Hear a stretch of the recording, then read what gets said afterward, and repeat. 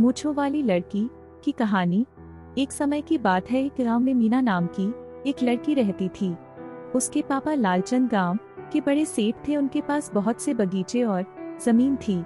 वह अपनी बेटी से बहुत प्यार करते थे। वह उसकी हर जरूरत को पूरा करते थे, जिसके कारण वह बहुत बिगड़ गई थी और घमंडी हो गई थी। वह कभी कभी अपने पापा के सामने अजीब सी मांग रखती थी, जिसको भी उसके पापा पूरा करते थे। वह कभी कभी अपने घर के नौकरों का अनादर करती थी। लीला की एक दोस्त रमा थी, जिसके साथ वह अक्सर खेला करती थी। एक दिन लीला उसकी दोस्त रमा कुछ दोस्तों के साथ मेले में जा रहे थे।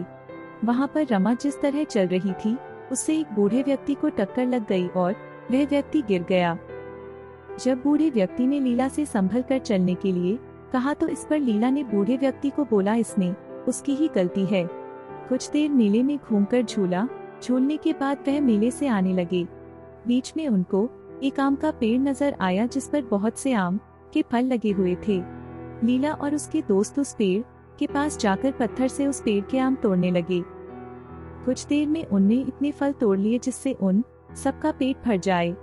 लीला के सभी दोस्त टूटे हुए आम को उठाकर खाने लगे और आम तोड़ना बंद कर दिया, लेकिन लीला अभी भी आम तोड़ रही थी।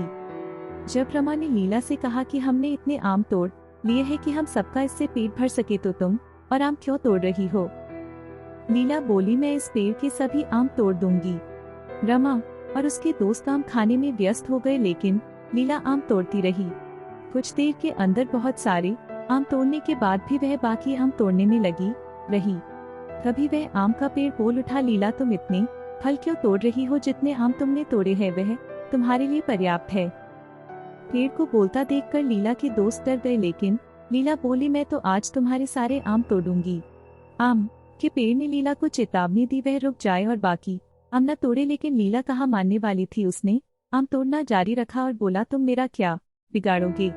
आम के पेड़ ने बोला, लीला तुम बहुत घमंडी लड़की हो, तुमको सबक सिखाना ही पड़ेगा। इसके बाद आम के पेड़ ने लीला पर जादू किया, जिससे उसकी मूछें निकल आई।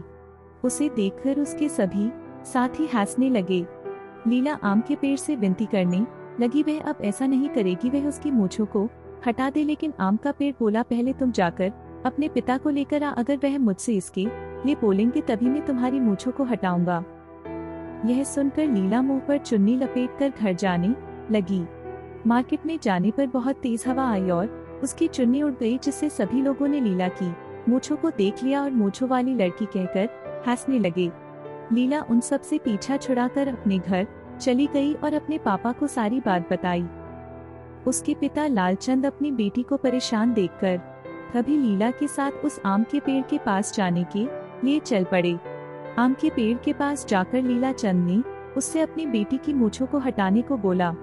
आम का पेड़ बोला, तुम अपनी बेटी की हर जरूरत को पूरा करते हो, जिससे वह बहुत घमंडी हो गई है और किसी की कोई बात नहीं मानती।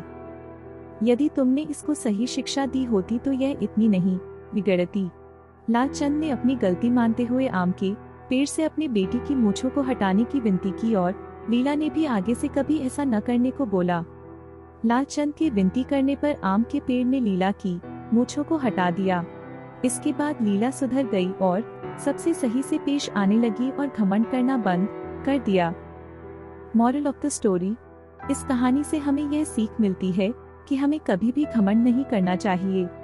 आपको यह कहानी कैसी लगी नीचे कमेंट करके बताएं और इसी तरह की रोचक और अलबेली कहानियां देखने के लिए इस चैनल को सब्सक्राइब करना ना भूलें।